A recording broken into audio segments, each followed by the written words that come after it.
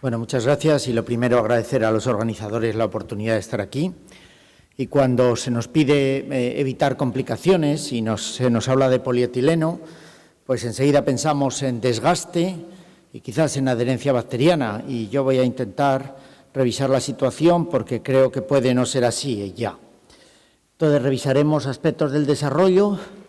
de la situación del paradigma actual del polietileno, datos de primera generación y segunda generación de polietileno reticulado y otras direcciones. Entonces parece claro desde todos los registros el buen funcionamiento del polietileno de los primeros diseños y cómo han surgido diferentes ondas de innovación que han permitido pues, mejorar en algunas generaciones, quizás hasta los 90, 95, parece que la situación ahora está estabilizada.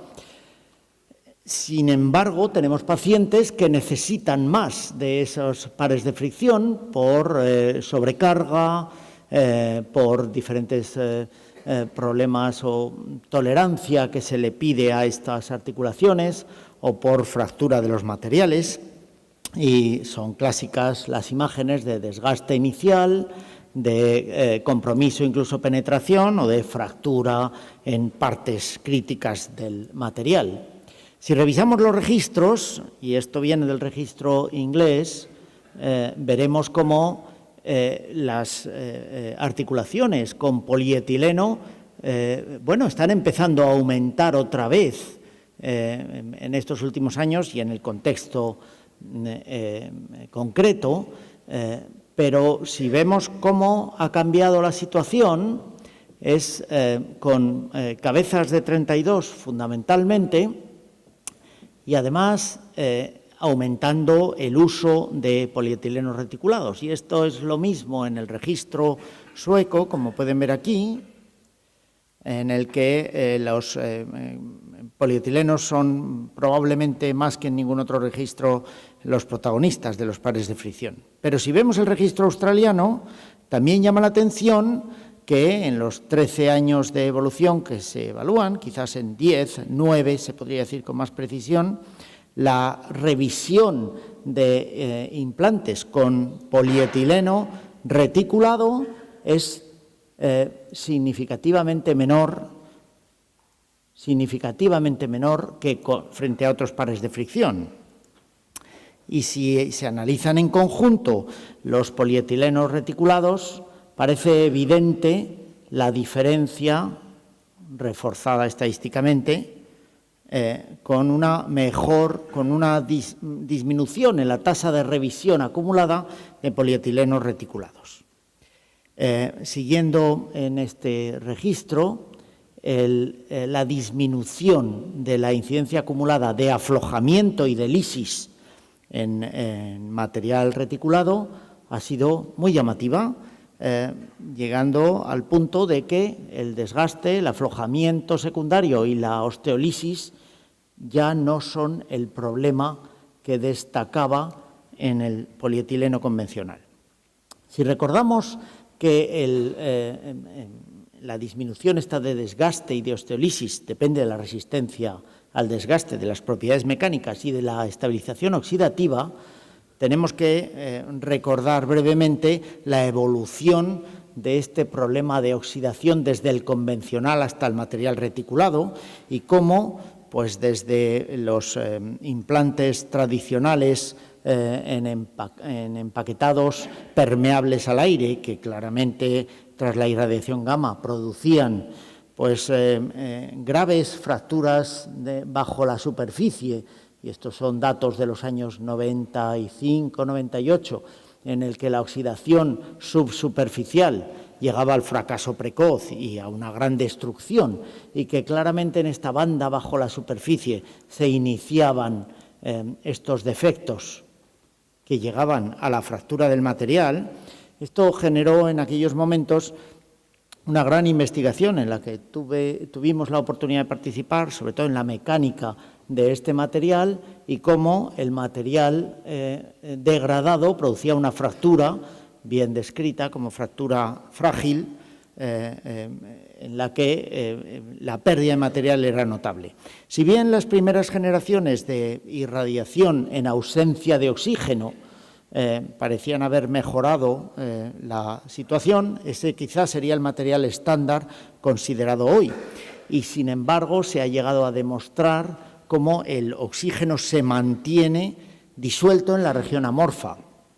de tal manera que en zonas que no reciben carga, y sobre todo en el entorno del material, la oxidación persiste, puesto que están expuestas a un medio ambiente muy oxidativo.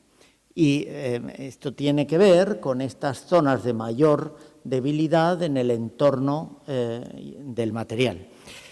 Es también muy sabido la relación entre polietileno reticulado en la fase amorfa y radicales libres en las superficies de los cristales, que se han intentado paliar mediante diferentes tratamientos térmicos, y no tengo más que recordar el recocido y la refusión y los cambios de cristalinidad que traen consigo estos procesos, pero que permitieron una primera generación de polietilenos altamente reticulados, de los que ahora ya tenemos resultados que inicialmente, mediante técnicas avanzadas, pudieron demostrar un desgaste mínimo, pero que actualmente, con resultados incluso a 10 años, como puede verse en este estudio de nuestra institución, en el que se comparó Sulene en condiciones de empaquetado tras irradiación en nitrógeno, y Durasul, en el que se realizaba un proceso de reticulado, la diferencia a 10 años del desgaste pues es muy llamativa. Lo mismo se ha comprobado en diferentes materiales y en otras muchas series, quizás destacando este aspecto. Querría mencionar que sobre esto existe una reciente revisión sistemática interesante, en la que el desgaste medio, la tasa de desgaste medio en el polietileno estándar se sitúa en torno al punto 13 milímetros por año, y que comparando con la media estándar en polietileno reticulado había una caída de en torno a 4 veces el desgaste, llegando a 0,04 milímetros por año en estos polietilenos, y esto es consistente en diferentes series y diferentes técnicas. Si nos fijamos específicamente en estos estudios a mayor plazo, como son de 10 a 12 años, la disminución de penetración es al menos del doble, 2,5 veces más, lo cual llama mucho la atención, en que, pese a que parece aumentar ligeramente en las últimas mediciones, hay una divergencia importante en la penetración de la cabeza femoral en estos materiales. Luego, puede decirse que el problema con esta primera generación, el problema del desgaste, se ha minimizado de manera muy importante. Otro aspecto destacado han sido las partículas obtenidas de ese desgaste, y entre el material convencional, el recocido y el refundido, se han observado diferencias significativas en el número de partículas, menos partículas en el material reticulado, aunque algunas de menor tamaño, pero al estudiar la actividad biológica funcional en tejidos y en implantes, que son los precursores de la osteólisis, pues se ha demostrado una disminución muy sustancial de este tipo de partículas. Ahí se evalúa tanto el tamaño como la cantidad de partículas. En definitiva, y concluyendo con algunos resultados en material retirado, se ha observado que no hay diferencias en la causa de retirado frente al convencional con los materiales reticulados. Luego, la perspectiva se mantiene en ese aspecto, aun conociendo las grandes diferencias en estas dos técnicas. Todo ello ha propiciado una segunda generación de material reticulado basado en recocido secuencial o en estrategias antioxidantes que se encuentran en evaluación. El recocido secuencial parece demostrar todavía mejor resultado en estudios in vitro, de la misma manera que se ha demostrado una mejora mecánica en este material reticulado con vitamina E, pero muy brevemente a nosotros nos interesó confirmar este punto de adherencia bacteriana y en 2009 sugerimos la hipótesis